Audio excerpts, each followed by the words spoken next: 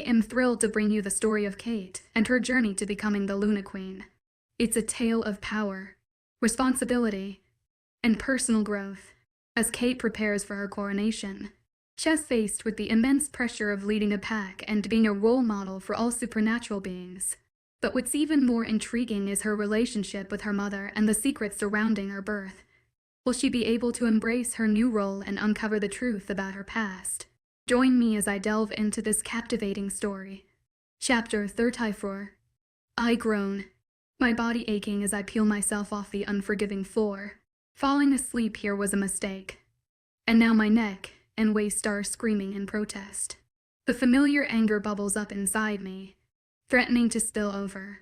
I silently pray to the moon goddess that no one provokes me today. I'm not sure I could control my temper. With slow, deliberate steps, I make my way to the bathroom, shedding my clothes before stepping into the warm embrace of the shower. The water cascades over my tense muscles, offering a brief respite from the constant pressure of training. Kate, be fast. We're having training today. My strict voice carries through the bathroom door, a reminder of her unwavering focus on my regimen. Yes, you can go. I'll meet you there, I call back, my voice tinged with sarcasm. I should always try to lock that door, I mutter to myself, valuing what little privacy I can get. After my thorough cleansing routine, I emerge from the bathroom wrapped in a white towel. I quickly change into my training outfit and head to the gym where Ma is already setting up. You're here. Okay, let's begin, she says, adjusting the weight lift with practiced efficiency. Hours of grueling boxing later, I finally convince Ma to let me rest. I retreat to my room for a long shower, then change into white jeans and a black crop top. Now to feed you, I say, patting my flat stomach. In the kitchen, I prepare a simple meal of toast and jam. As I'm about to take a bite, I hear Grace's pessimistic voice. She will refuse to help. Just forget it. Moments later, Lillian enters the kitchen, followed by Becca and a shy-looking Grace. You're just the person I'm looking for, Lillian announces, taking a seat on a stool. I raise my eyebrows, my sarcasm barely contained. For what exactly? Becca, her eyes gleaming with mischief, answers. Grace here is trying to impress Jack. I take a bite of my toast, wondering how I got roped into this teenage drama when all I wanted was a moment of peace and sustenance. She just found out yesterday that they are both mates and she has always had a crush on Jack, so now it's a dream come through for her, Lillian said with a wide smile. And so what my role in all this? I ask nonchalantly before taking my empty plate to the dishwasher before facing Lillian's angry face. I want us to have a girl's time and you can also help Grace in getting ready, she says, glaring at me. I am not interested, so you can do whatever you like, I say, leaving the room. You're lost, Lillian yelled after me. I walked into the living room to find Tomas and Elisa calculating something, or that what it seems like. Kate, can you help me with something, she called, putting down the notepad in her hands. Yes, I say, ask her. Go through this for me, she says, giving me a huge book looking over 3 years old with a brown dusty cover. Check the accuracy when you did bring it back to me, okay? I took the book from her, checking through the unknown numbers. It was all about PAX distributions. I sigh, getting to work. I can't believe I am stuck with this. I need to calm down before this anger raises more. But this work is meant for the king and not me, for crying out loud. I sigh loudly, gaining the attention of the pack members in the movie room. Sorry. Please continue, I say, laughing awkwardly. Can you stop grumbling? This also going to be your work as a Luna and Queen Tiara, yelled angrily. Finally I am through, I yelled, jumping up. To hours of sitting here, or is it 1 hour? Who cares? What matters is I am finally through with this stupid book. I find Elisa in the living room still working, but Tomas is in no way to be found here. I am through, I say, putting the book on the table in front of her. Thanks, dear. You saved me from this work, she says tiredly. Is this work not meant for Lawrence and Anderson to do? I ask, taking a sit on the couch with her. Yes, they left saying he has work in Dark Shadow Pack, she says, placing some files on the glass table. I helped her in arranging the remaining files and books before transferring them to the library in Lauren's office. I never knew they were a library, he ran. I saying a huge library with different kinds of books, or you can say books of past legends and then books unknown to me. I will surely find the time to go through all these legends. Thanks, sweetie. You can take a rest now, she says with a sigh. I need to go for a run. It has been long before I left DR out. I think this is the right time to let some anger out. I passed through the movie room where Lillian, Becca, and Grace were watching a TV show. Kate, let's watch a movie, Becca says, calling out to me. I don't feel like watching a movie, I say coldly, leaving the room, but before I could leave, Grace yelled after me. Is it because I am here? I can leave if you don't like me being here, she says, walking towards. Can you stop behaving like the victim here? I say harshly, feeling my anger rising to the surface. Kate, can you please give me a chance to prove myself? She says with tears streaming down her eyes. What going on here, a pity party or what? I need you to at least listen to my reasons before judging me the way you do. Seeing the tears made me lose my cool. I pinned her to the wall with my hands on her neck. Shut up before I end what I should have ended a long time ago, I growled in her face. I was pushed with force away from her by Lillian and Becca. What's your problem? Becca yelled angrily. She walks towards Grace, helping her up, leaving me stunned by their reactions. I know what your problems are. Grace told us everything about you, she says, pointing a finger towards me, that you were once her best friend, she says with so much hurt. I look at Grace's face to find hurt and confusion. You always fighting those around you. Sometimes I am scared you will get angry and kill me. I have tried to be nice and understanding, but it's not my fault your dad hates you so much, she growled, loudly releasing all her anger and frustration on me. Becca glared at me while Grace tried to speak but was cut off by Lillian. You are a murderer who kills when someone provokes her. I am shocked, but I understand. All she's saying is nothing but the truth. I am sorry, I say, my voice barely above a whisper. I am a murderer, I whisper to myself. Maybe if I hear it coming from me, it will make the pain lesser. Kate, don't listen to what she is saying. She's just angry, Grace says, trying to reason with me. I understand people always say what they feel about you when angry. I smile weakly at them before leaving the mansion towards the forest. I shift into my white wolf. I need somewhere to clear my head. I know the right place to go. I run at full speed, feeling the wind blow through my fur and paws until I came to a stop at the gate of Lauren's waterfall. I put in the pin since I memorized his pin the last time he brought me here. I sat down on a rock close to the waterfall. Kate, don't cry. You are a strong woman. You can hold it all in like the way you always do. I trailed on, giving myself a prep talk to stop the tears building in my eyes. I tried doing this for a few hours, watching the water flow freely. Only if my life was so easy. I am always here for you, Lauren says, taking a sit on the rock closer to me. You here? How did you know I was here? I was so deep in thought I didn't know when he entered. Forget about that. What going on? He asks. One look at him made the tears I try holding back come flow freely from my eyes like the waterfall. This man seems to break down the walls I put around myself. I got up and give him a tight hug. He seems surprised for a few minutes before hugging me back. I hug him like my life depends on it. And for real, my life depends on him. Because of the hope that someone is always there to hold you when you fall. Is great. Chapter 35. I release him from the hug. I heard what went on between you, Grace, Becca, and Lily, and he says wearily after a few minutes of silence. I refuse to look at him because I know he surely takes sides with his sister. You know, Lillian says those things in anger. She doesn't think of you that way, he says, holding my hands. I understand, I reply coldly, knowing where all this is going. I am always here for you. Tell me what's going on in that mind of yours, he says softly before bringing my face to look at him. I am to know what's going on. It makes me feel helpless that I can't even help because you won't tell me anything or let me in, he says. His eyes grow wistfully and of pain evident in his voice. Kate, you need to tell him. It now or never. Tayura says tiredly, don't you think it's time to let go? To let someone take the wheel? Please do this for me, she says before going to the back of my mind. I free my chin from his hold, looking forward. What hurts me more is my expectations. I glance at him before looking back at the water flowing freely. Expectations That one day my dad will look at me with love, will care for me, that just one day my brother will laugh with me, not at me.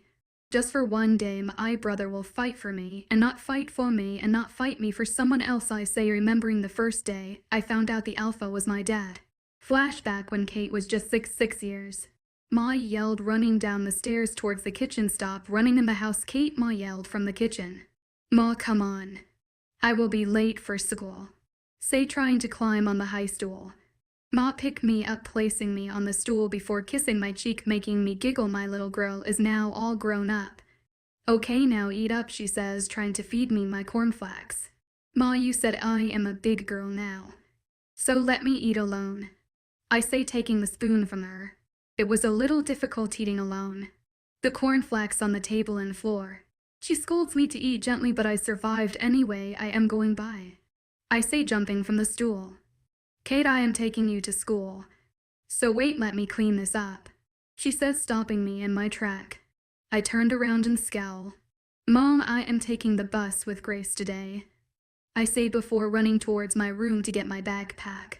I came downstairs to find Ma waiting for me by the door with my lunch pack in her hands. Ma, you can't take me to school. The alpha son Hunter will make fun of me again, I say, pouting. No, you are getting late, let's go, she says, holding my hand, taking me out before putting me on the passenger seat of the car. A few minutes we arrived at my school. A new day of bullying from Hunter and his friends. She opens the door for me before placing a kiss on my forehead after giving me my backpack and laugh pack. Don't get into trouble again, she warns. I just can't help it because I tend to fight back when provoked. Yes, I laugh, before running off to my class. Look who we'll have here, someone says, pushing me. I just know this must be Hunter. Alpha Jane's son. His mother died 6 years ago, at least that is what I heard. His father is very wicked and cold. I have only seen him once. Can you please leave me alone today, I say, glaring at him. He is a senior to me by 3 years. Why will I do that when it's fun disturbing you? He says, smirking. Katie over here, my best friend Grace, or more like a sister. We have been friends since 1 year. Older parents are very close with Ma. If you excuse me, I say, walking towards Grace sitting at the far end of the class. Gracie, I say, grinning widely before taking a sit with her. Have you checked the assignment? Grace asked, bringing out her books. The rest of the class went okay, if okay means trying to avoid Mia. She is my enemy, always clinging to Hunter. We are taking the bus, Grace says, snapping me out of my thought. We walk to the field where the bus normally stops. Hey, Kate. And what is your name again? Mia asks with a disgusting look on her face. You are not worth knowing my name. So run along, Grace retorted, pushing me lightly by the shoulder. She falls on the floor while I and Grace laugh. She growled before dusting the dust on her clothes off. That serves you right, Grace says, trying to control her laughter. Before I could get what going on, Grace was on the floor holding her mouth, which is bleeding right now. I punch Mia so hard she falls on the ground holding her bleeding nose. Now you go home and cry to your mom and leave us alone, I yell, trying to hold in my anger. I helped Grace to her feet. Before we could leave the scene, I was pulled back by an angry Mia. You talking about a mom? Do you have one? Wait a minute, you killed yours. Or maybe you can run to your dad, the alpha. Oh, your dad hates you. So what can we do? She says, dramatically walking towards me, only inches away from my face. She smirks. You are all alone. She yells the last part before walking away. The tears fall freely. Don't let her get to you, Grace says, trying to console me. We make our way into the bus. I was silent throughout the ride, looking through the window at moving trees, trying to get my mind off what just happened. Immediately the bus came to a stop. I run inside the house towards my ma room. Ma, I yelled, trying to wake her up. She jerked up in shock, seeing tears in my eyes. I hug her, crying, Ma, what Mia said, is it true? I ask after calming down. She releases me from the hug before bringing me downstairs to the kitchen, giving me a chocolate bar to eat. What did Mia say? She asks warily. She said I killed my mom and I am Alpha Jane's daughter. I say, sniffing. She looked at me intensely, contemplating something. End of flashback. She told me about my mother and how she died. I say, glaring down. I was happy, confused. I needed more answers, so I run to my pack house to see my alpha. He was furious to see his 6-year-old daughter. I say, laughing bitterly. He blamed me for his loss, for making him miserable. It was silent between us before he spoke. You and Grace were best friends. So if it means you are the jealous best friend she told us about, he says, confirming his doubt. No, that not the true story, just part of what she wants you to believe. I say as I toss stones into the water. After I find out Dad was the alpha. I tried my best to be a good daughter, someone he had pride in, but everything I do was useless. I decided since he already hates me and anything I do is worthless, why on tie to get his attention? Maybe by getting into trouble he will notice me. I shrug. It worked, but not in the way I expected. I got punished and flogged and sometimes locked in the dungeon. Ma became so worried and Grace tried to make me change my ways, but like always I was stubborn until one day I found Grace sleeping with my brother at her place. Flashback when she was 15 years. I am sorry, Grace pleaded guilty with tears in her eyes. No problem. I understand, just please stay away from him. He uses girls like toys.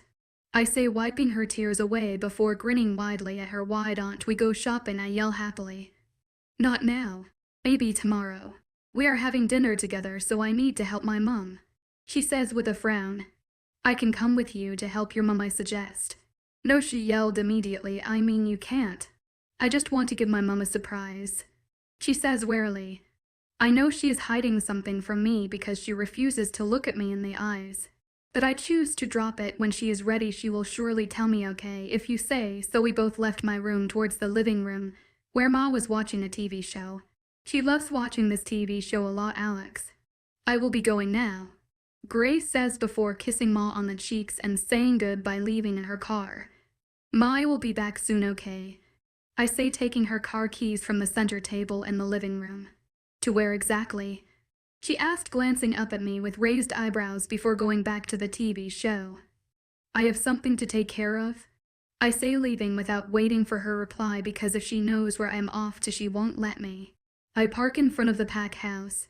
I need to give Hunter a clear warning to stay away from Grace. I stepped into the house, ignoring the stares from some of the pack members. I feel Gracie's presence here, Tiara says suspiciously. Her car was parked outside. I say, confused. I walked past the kitchen, hearing Grace's voice. I stopped to see if my ears were deceiving me, but it was my best friend sitting talking and laughing with Hunter. I told her it was just a mistake. She says, smirking proudly. And she believed you? He asks, smiling.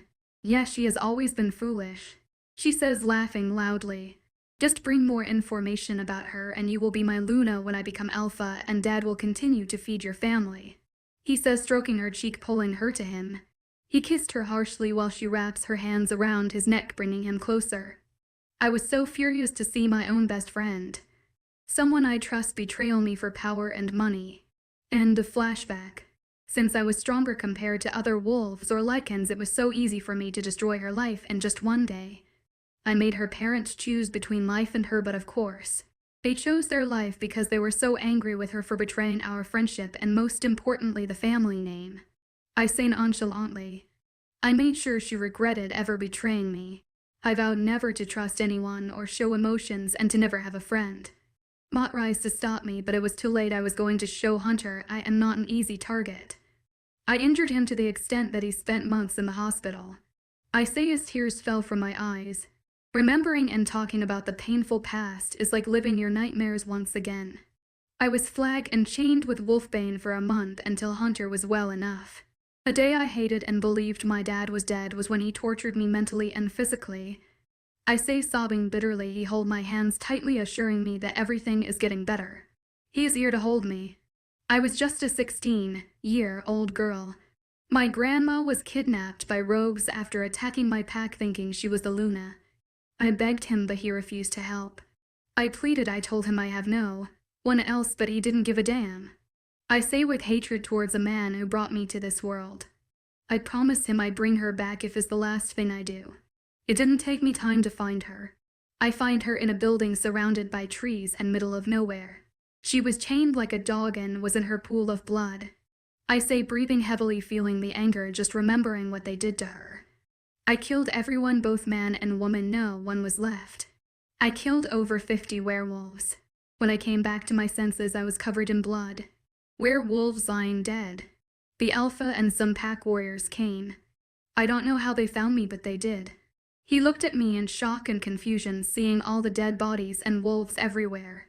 Flashback. You killed all these werewolves? He asked, shocked, looking at me with disbelief. I always knew you were an abomination. You are a disgrace to werewolves, he glowered.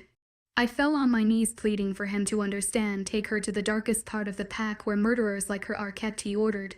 End of flashback. I was dragged away by some warriors. I was constantly reminded that I am a murderer. Right now I am a crying mess. He hugged me tightly. Do you know what hurts more? He asks, but before I could answer, he replied, holding all the pain and heartbreak in here. It might hurt letting it go, but what hurts more is keeping it locked in. He released me from the hug, looking intensely into my eyes. You have to let it all go. Learn to forgive, because the more you hold on to the painful past, the more you keep feeling hurt, he says, tucking a stray lock of my hair behind my ear. Letting go brings peace and heals your broken heart. Chapter 36. Lauren's POV. I release her from the hug before cupping her cheeks in my hands. I stroke her cheeks, looking into her eyes full of pain and loss. Those sparks I saw when she laughed were gone. My name means pure, but my heart is not pure, but dark and filled with hate.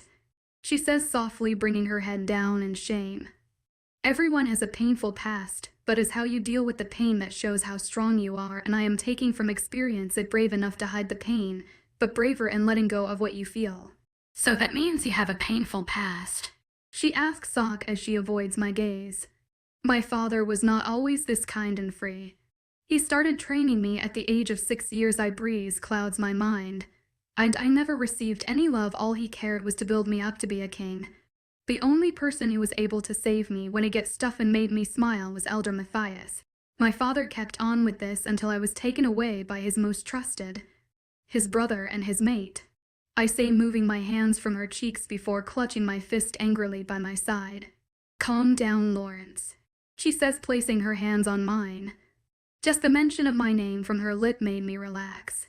They took me away because of their selfish shames of taking the kingdom from my dad. I was starved, bitten, and forced to fight for my life, just a 12-year-old boy deprived of love and care for a year. I say while taking sharp breaths.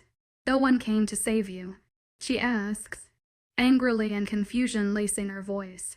Elder Matthias came, but before he came I ended their worthless life, because I shifted at 13 years, making it so easy. I say smugly. She looked at me with wide eyes and mouth gape in amazement. I was never the same after that. I became cold, emotional, and losing myself slowly in regret.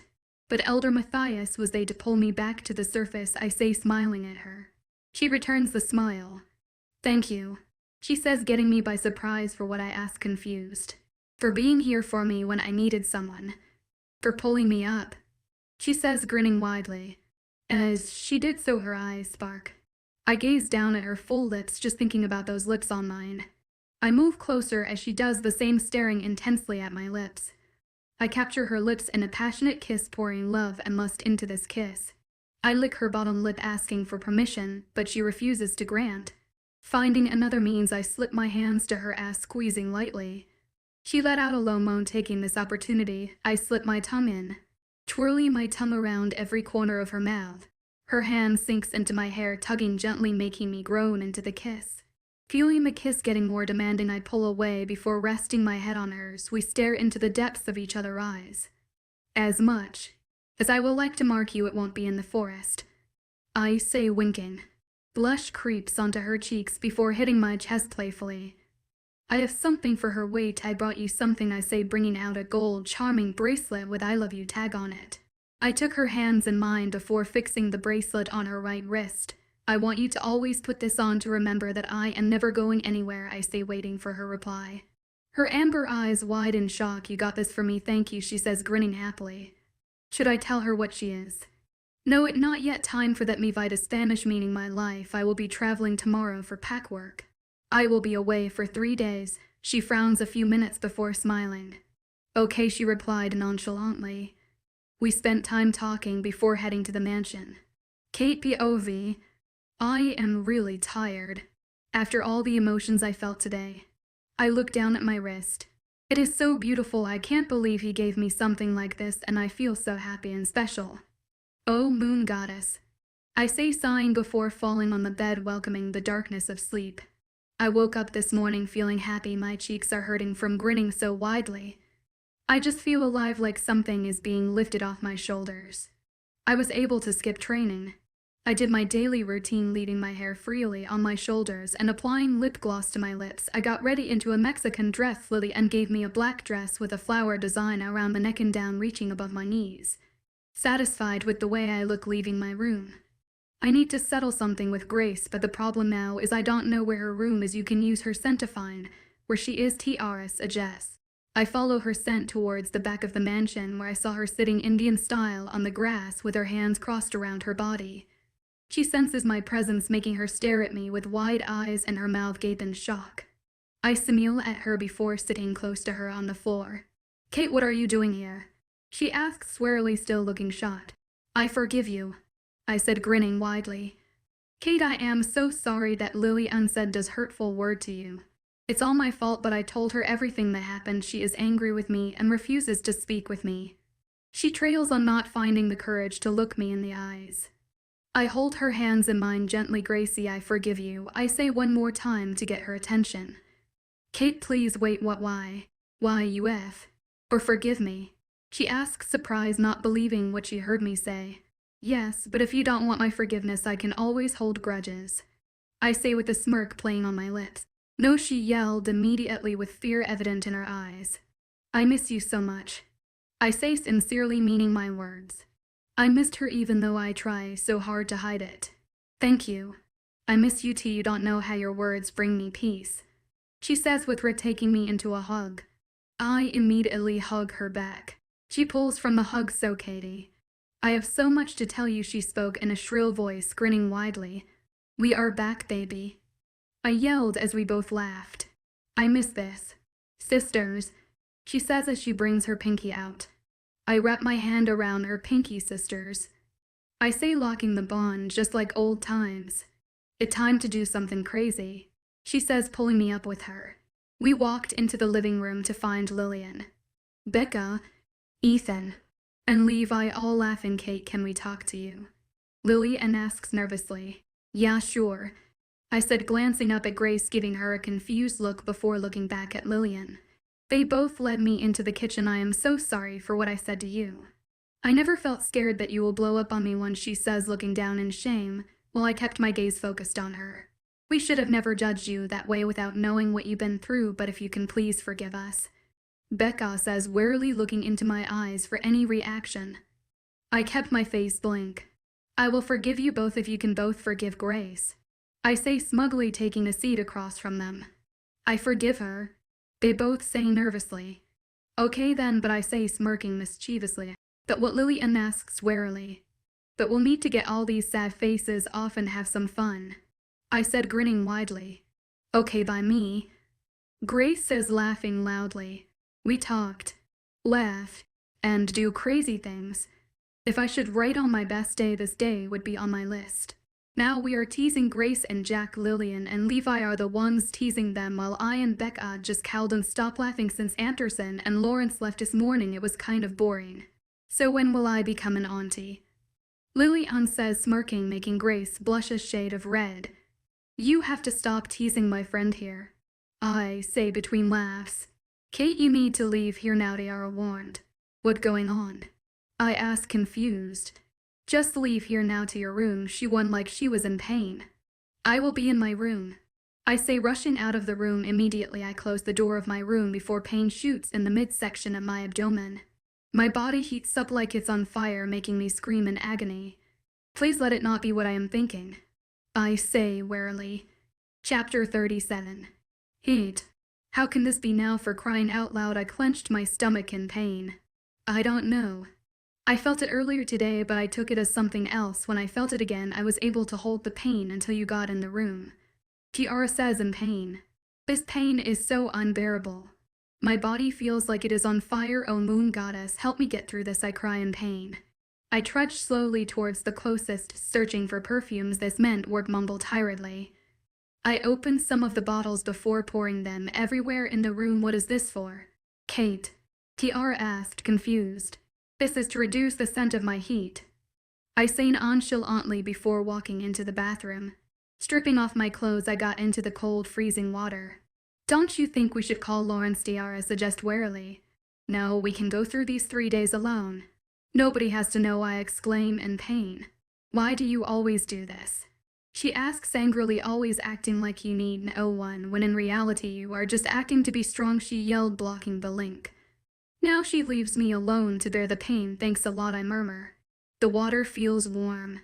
I clamor in pain, feeling hot. The solution to this is mating with Lawrence, but I can just call him and say I am going through heat. Please leave what you are doing and come, let's mate. No, I can't do that. I got up from the tub, I myself in a towel. I bite my lips, feeling the pain increase immensely. I could already taste my blood.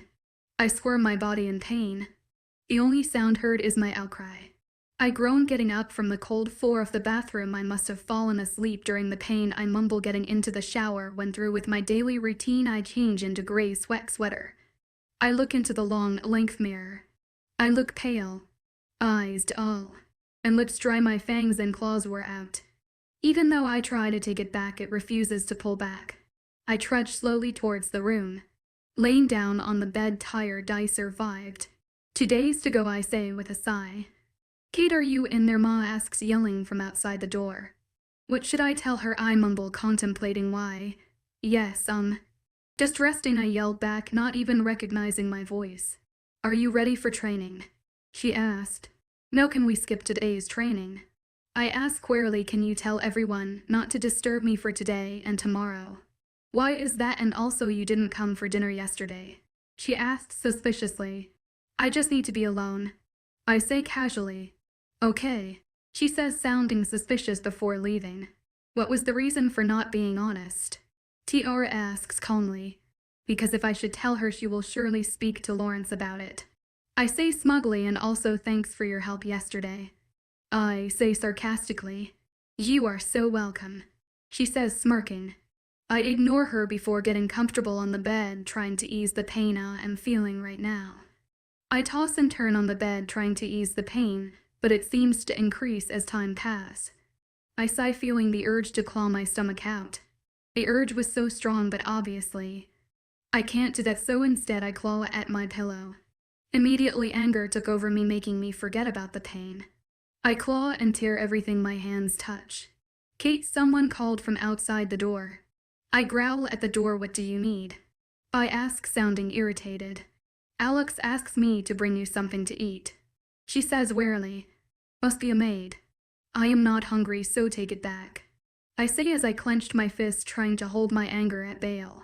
My breath is heavy and I am not yet satisfied with the need to pass, but anger is overwhelming. Lawrence POV. I felt restless, like something is going on. Your Highness, do you have anything to say? Alpha Edward Delpha of Moonpack say, snapping me out of my thoughts. I am currently in Moonpack with Anderson, Dad, and Pa, with some warriors settling the dispute between Moonpack and Black Moonpack. Since I left my pack yesterday, my mind has always been on Kate. How she is doing. If she is all right. I can't help it. She is driving me crazy. Since everything is settled and everything is going on well, the current alpha should get ready to step down for their sons, I say, keeping a blank face and a cold voice. Yes, Your Highness, the agreement and files were signed. It took 2 days instead of the 3 days as planned, so we will take our leave now. Can't you stay for dinner tonight? Asked Bay and Ethan. Yes, why not? We will love to join you for dinner, Dad replied before I could even decline the offer. I gave him a look before giving a nod to proceed. The dinner was okay, taking on the progress of the pack and members. Alpha Adri and Alpha of Black Moonback has always been a pride and greedy man trying to mate me with his daughter, and it was never going to happen. I toss and turn trying to get some sleep, but it seems my body is depriving me of one. I sighed, getting up, going into the bathroom. The pack house wasp is big like mine, but it is presentable. I splashed little water on my face before going back to lay down. I thought about calling or texting Kate, but she might be asleep right now. What about if I text Mom? No, that won't do. It took me 2 more hours before I fell asleep. Thanks once again, Your Highness, Alpha Edward says, smiling. We left in different cars back to the mansion. I have been worried and feeling weird. You have to hurry, Travis suggests, spacing in my head. The pack house to the mansion is a 4 hours drive. I pack my car before entering the mansion. How was the meeting? Jack asks him, immediately coming towards me with a smirk. Where is Kate? I ask, dismissing his question. Why, you should at least answer my question, he says, forming hurt. She is in her room. She refuses to eat or even leave her room. He says, concerned and worried. What must be going on with her? I mumble to myself with difference in areas going through my head. I walked towards her room. I sniffed the air, feeling excited, or you can say getting horny. It was stronger getting to the front door of her room. I knock once, hearing no reply. I force the door open, breaking the lock. I was beyond shock. Everything is destroyed. Claws mark on the wall. Broken glasses. And wood. A loud growl snapped me out of shock. I turned around to see the full creature. If it was anyone in my shoes right now, will surely run for their life, but not me. Her chest rises and falls. Claws and fangs out. She looked dangerous and at the same time sexy. I took a cautious step towards her, my eyes getting darker as I sniff in the air. She must be going through her heat. Wait a minute, her heat. Why didn't I think of that? Are you all right? I asked, stroking her cheek. Her skin was warm under my toughness. She became tense for a minute before relaxing, her claws and fangs returning. You are back, she says, finally finding the words to say before hugging me tightly. Yes, but are you okay? I ask one more time, releasing her from the hug. She shakes her head, saying no. I carry her in bridal style towards my room. I lay her on the bed before walking towards the bathroom to get dry clothes, but she pulled me back. Please take this pain away, she says, pleading. You are only saying that because of the heat, I say, trying to hold myself from marking her as my own. No, I need you right now, she says, pulling me closer. Are you sure? I don't want to do something you will regret, I say, warily looking into her eyes. She looks so pale. I am very sure. I have been waiting for this time for a long time, and this is the right time, she says, placing a kiss close to my lips. Lawrence, make me yours. I need no other invite. I capture her lips in a warm, passionate kiss. Chapter 38 K POV. He hovered above me, kissing me passionately like my lips were delicate and his favorite lollipop. I can't believe this. I swear if this is just one of my dreams, only the moon goddess knows what's going to happen. Who even cares if this is a dream? This feels so real. His lips on mine feel so soft and taste like mint. I moan into the kiss. He breaks the kiss, looking at me with eyes dark and filled with lust and something else I can't pinpoint. He raises my shirt over my head. He looked at the mark on my chest in shock. I tried to cover it from his feeling self, conscious under his intense gaze. You have this too? He asked, rubbing on the mark of 2 lichens. What? I ask, confused, feeling sparks as he continues to rub on the mark. I have this mark on my waistline, he says with a smile. Yours is beautiful, he says, pulling my shirt off before throwing it on the floor, leaving me with only my bra and sweatpants before kissing my lips. His hand cups my chin tenderly, while the other stroking my cheek, kissing me sensually and passionately. He nibbled on my lips and gently sucked on my tongue. Our tongues war against who will be dominant, which he won, of course, twirling around every corner of my mouth. I moan in between the kiss. One of my hands slid into his soft hair, tugging gently, and the other found its way to his chest, running my hand over his chest. He kisses along my jawline to my neck. He sucked, nipped, and nibbled, making me moan lowly. I felt his fangs graze my neck, sending shocks of pleasure into my body, his fangs dipping into my neck, marking me as his. I hold on to his shoulders and bit inside my cheek, feeling the pain become intense. I whimper softly, but soon it subsides, making me moan loudly in pleasure while my wolf jump, feeling connected to her mate. He licked on the mark before meeting my eyes mine, he says huskily before kissing me. I break the kiss before pushing him down with me on top, straddling him. I kiss his neck and suck on his sensitive skin, making him groan in pleasure. I look into his eyes, licking my fangs before pushing the full length of my fangs into his skin. He growls in pain before groaning at the sensation. I pull my fangs out before licking at the mark. TR beam in pride, marking her mate as ours yours. I pull away, looking into his eyes. I never expected to ever hear these words from anyone except my ma, but hearing it ends butterfly flying in my stomach. I love you, me Vida. I can't believe this, he says he loves me. He loves me, what should I say? What I feel is love, right? I love you, too, I say, grinning happily. Never once have I felt this way. It's crazy to think I will ever experience love or even feel it. I kiss him, pouring all my feelings into the kiss. I wake up to feel a weight on my hip and someone breathing on my neck, sending waves of pleasure into me. I turn around to find Lawrence sleeping, his hair covering his eyes. He looks adorable and peaceful. I push the hairs from his face, tracing his sharp jawline. Blush creeps up my face, remembering what we had yesterday. You always look cute when you blush, he says in his morning voice, making me blush even more. I use the blanket to cover my face from him while he just chuckles, pulling the blanket off my body, leaving me without clothes. I scowl at him before taking the blanket from him. You don't have to cover up, I have seen it, all he says, taunting me while laughing. Not to worry, I can always walk around without clothes, I retorted with a smirk. In a flash, he pins my hands above my head and his eyes go dark and lust with a smirk playing on his lips. You do no such thing because your body is only for my eyes and pleasure, he says, possessive lie. I kiss him, showing him I am all his. Wow, it's beautiful, I say, amazed, tracing my mark on his neck where it meets his shoulder. It's exactly like the one on his waistline and on my chest, but the only difference is the crown on both the lichens. Yours is beautiful, he says, kissing his mark on my neck, making me moan lowly. I need to take a bath, I say, pushing him off me. He growls lowly before getting off the bed, showing all his manly glory. I can't still believe this is all mine. Yeah, I know, having all this. Girls sure will be envious, he says, reading my thoughts. Since we are now mated, we can feel each other's emotions and hear each other's thoughts. Get out of my head, I yell, throwing a pillow at him, which he easily catches. He laughed, walking towards me, lifting me off the bed with the blanket wrapped around me. You know I have legs, right? I ask as he walks us into the bathroom, placing me on the counter before setting the tub. He spread my legs apart before standing in between, wrapping his hands around my waist. Me Vida, he said softly before kissing my neck. I wrapped my legs around his hip, pushing my neck backward to give him more access. He carried me from the counter, putting me into the tub. He looked at me with lust-filled eyes before attacking my lips in a demanding way. I will never get tired of his lips on mine, because this man kissing is my everything.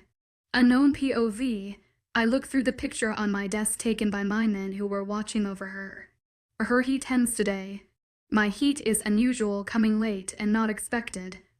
I pick out a book, going through it before finding the explanation to this. Heat of the chosen, I read, taking necessary points needed. The bond is might be accepted and grow immensely in strength. Understanding between them must be developed for her heat to take place. This heat will bring them together, breaking all boundaries. She will experience heat in different ways, going through pain, anger, and lust, showing strength and wisdom, the beginning of something new or the start of something dangerous. Lovely, and also something dangerous, which will also bring peace and war. I closed the book. London, I called. He rushed into my office. Yes, Ma, he says cautiously. Get ready, we are all leaving. I say before dismissing him. The war is near, I say thoughtfully. Chapter 39, Kate POV. OMG, Mum, we need to start preparation, Lillian shrill happily. I tell you, she is happier than me on this. I am currently stuck in the dining room with Elisa, Grace, and Lillian for the whole day since Becca went with Ethan to this park. I am sure saved by one. It's not like I mind or anything, but if they could stop planning on how my love is complicated. It seems like my life is a romantic story where the boy sweeps the girl off her feet, make her smile, and have a happy ending together. I sigh loudly. I should have listened to Lawrence when he asked me to spend the day with him. But no, I have to insist on spending the day with the girls, but now it feels like I am going to spend my day planning my wedding day. Kate, are you even listening to anything I am saying? Elisa asks, glaring at me before glancing back at Ma, giving her a mischievous smile. I hope what they planning is good for me and my health. I was lost in thought, I say sincerely. I hope you thinking about Lawrence. Grace says with a wink. Oh, this girl, so let talk about your coronation, Elisa says seriously, so any suggestions? Coronation? I ask, confused. I am not dumb, I sure know what coronation means, but it is not every day you get mated to the Alpha King, and I am sure it was on my list to become the Luna Queen, and am so not ready to be the Luna Queen and rule these people. Oh, moon goddess, what have you gotten me into? And why didn't I think of this Ock? Yeah, it is an occasion held to crown the new Luna Queen. Lily-Ann says in a dud own if only she knows what going through my— Yes, I know, but when will that be? I ask, curious. I hope to have more time to get ready for all these complications. Tomorrow. Elisa says mellow lie, the blue moon is tomorrow, so will be the perfect day for your coronation. I jump up from the chair with wide eyes. Tomorrow, that barely enough time to do anything I say. Shot. No need for you to get all worked up, me and Alex have it all under control. She says, smiling, and the girls are here to help. No way. It's impossible. I say, holding the anger forcing to come out. Kate, you have to understand. It is the blue moon, meaning more strength. Ma says, trying to reason with me, if you are worried about the preparation, it is all under control. And also this pack needs a Luna Queen, and not only this pack, but all werewolves, lichen, and other supernatural beings. Elisa says, looking at me with pleading eyes, this pack has been without for a Luna Queen for so long. I was so furious with these people. How can they just push this on me? It's just too soon. I need to get used to all this first. I glance at Grace and Lillian, who are looking so comfortable being here right now. I also feel the same way. What going on? Why the tension? Lawrence asks, walking into the dining room with Levi. Anders, on, Jack, Elder Matthias, and Thomas laughing loudly. It seems someone still found this day funny. We are just letting Kate know here that her coronation is tomorrow, Elisa says, smiling. I can't believe this. I say, walking out of the room with Ma calling after me. These people are just too much, expecting me to wake up one morning and discover I have been given so much power and responsibility. I walk into my little privacy known as my room. Wow, that was fast, I say, looking at the clean and neat looking bedroom. After all the destruction I did to this room, I was thinking it was forever condemned. I lay on the bed getting comfortable, but was disturbed by someone coming in. Oh, just to think I will have little privacy, but at least at Lawrence. Yes, how can I be of help? I ask with raised eyebrows. There are so many things you can help me with. He says, smirking before sitting at the edge of the bed. I need to speak to you. I know. Is it about the coronation? I ask, getting up before Sam. Yes, I know you are nervous. I felt your nervousness and anger. That was the reason I came to see what was going on. He says, holding my hands in his. Oh, that was all I could find to reply to him. I know it's hard on you. If you want, I will make Mum leave it until you are ready. He says, smiling. Thanks. I just need some time to accept all this. I say, staring at everywhere but him. Be vital, look at me. He says softly. I looked at him. You will be a good and caring Luna Queen, he says, smiling, making me blush. Okay, enough of this. I need to talk with Lillian and Gracie. I say, getting up, smiling.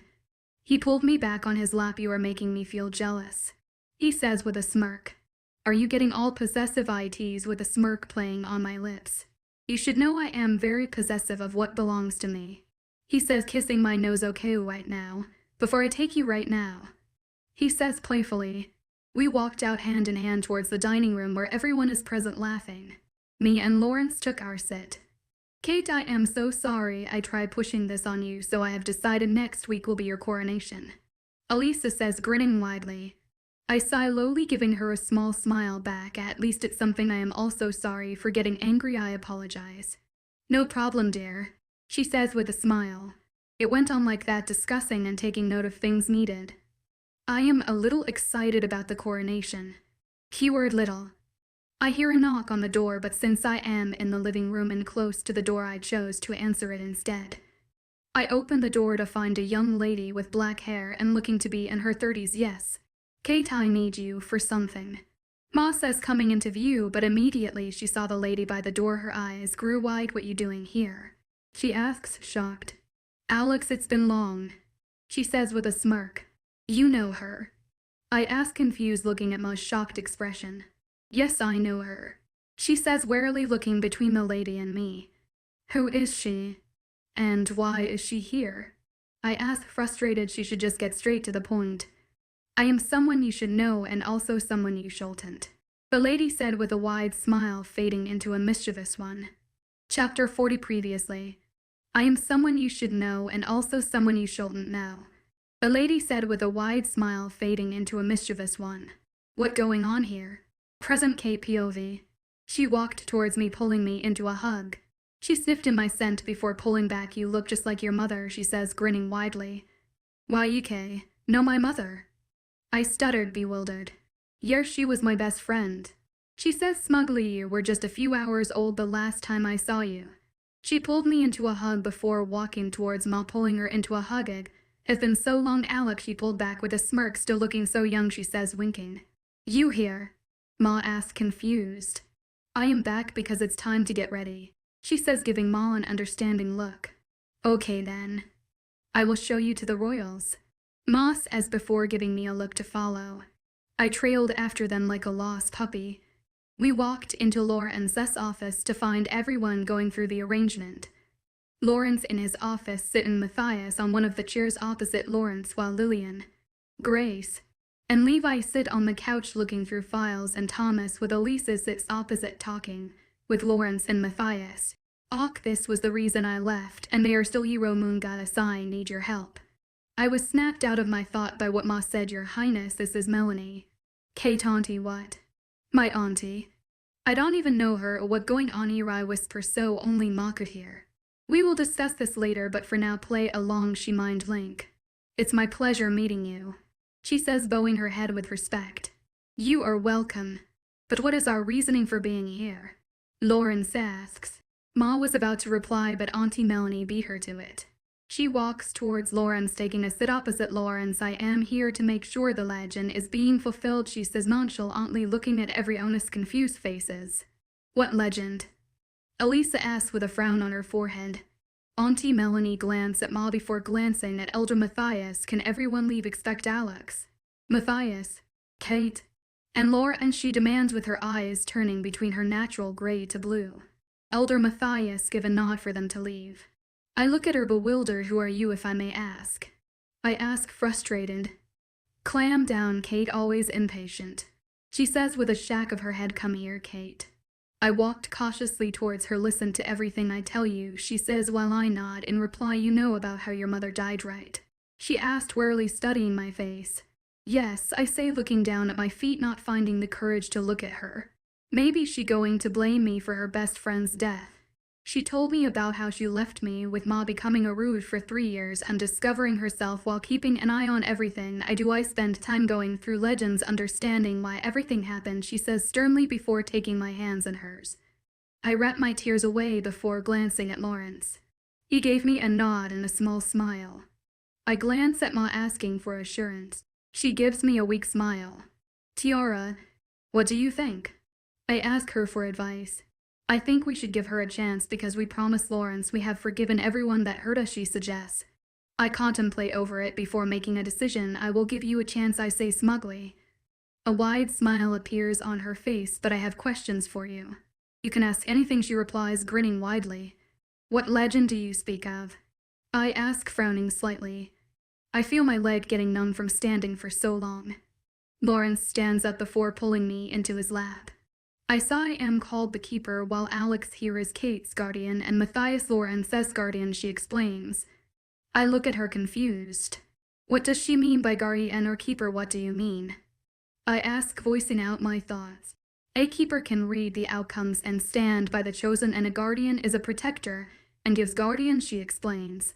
So why is Ma my guardian when I am not even the chosen one? I ask, confused. You are, she replies before taking out a large book with a brown cover and a title writing in bold letters, Legend of the Right Like, and it reads.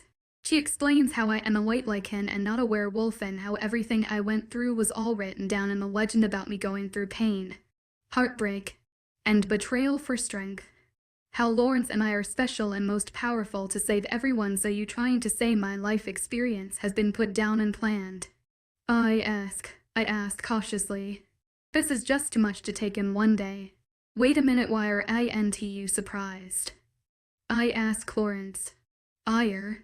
He stuttered, not finding the right word. I turn around to study his face. What are you even saying? I ask with a raised eyebrow, waiting for a reply.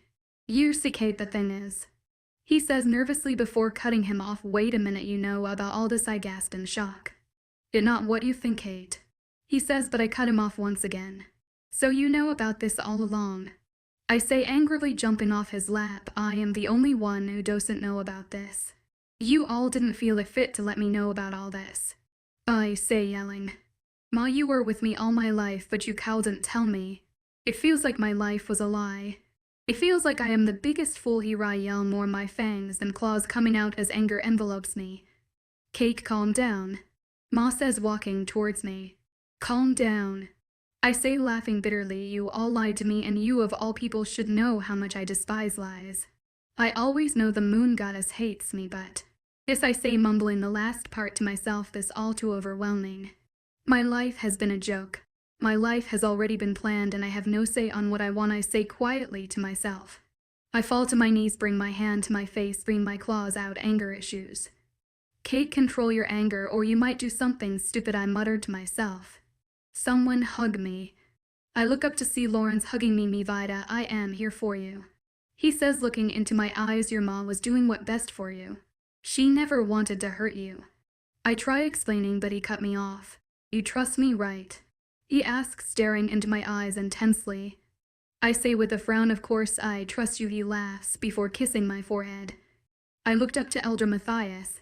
Auntie Melanie and Ma looking at us with dreaming eyes. I am sorry for my outburst. I have a hard time controlling my anger, I say, apologizing. No problem, dear. So are you ready? Auntie Melanie asks while Lawrence pulls me up on my feet. I think I am ready for this. I say while contemplating my options. Oh, moon goddess, help me. Chapter 41. This past week has been so stressful with everyone busy going about the coronation arrangement. Auntie Melanie has been of great help. Very cool and friendly. Maybe that is the reason she and my mom were best friends, but no one knows anything about the legend yet. It is for security purposes because you can't possibly trust anyone. Don't get me wrong, I trust my girls and everything, but I made a promise not to let anyone know. This week has also been great. I get to spend time with my girls, and if you are wondering, Becca is back and she had a great time. Oh, Ethan's parents loved her. She will be a wonderful Luna, I can feel it. Today is the coronation, and I am so nervous. Not only am I going to be the Luna Queen, but also get to see my father and brother since every other pack is invited. But the good news is that the King's pack accepted me as their Luna Queen, and it means a lot. I haven't seen Lawrence for a week now because of its custom for the soon to be Luna Queen to be separated from the Alpha King until the coronation. It driving me crazy not being able to hold him, touch or hear his voice. Maybe I am feeling way too much because of the mate bond. Kate, over here, Grace calls, bring me out of my thought. I am currently in the Royals clothing shop helping my girls choose a gown since Ma, Elisa and Auntie Melanie decided to choose my gown, and I can't possibly argue with them. Yeah, I am coming, you don't have to yell. I say, laughing. I walk into the changing room to find Grace wearing a blue shoulder-long gown reaching her feet with lace-long hands and a long cut reaching below her hips. So what do you think? She asks, twirling around. You look gorgeous in that gown, but the coronation color is black with a mix of any other color. I say, raising my eyebrow.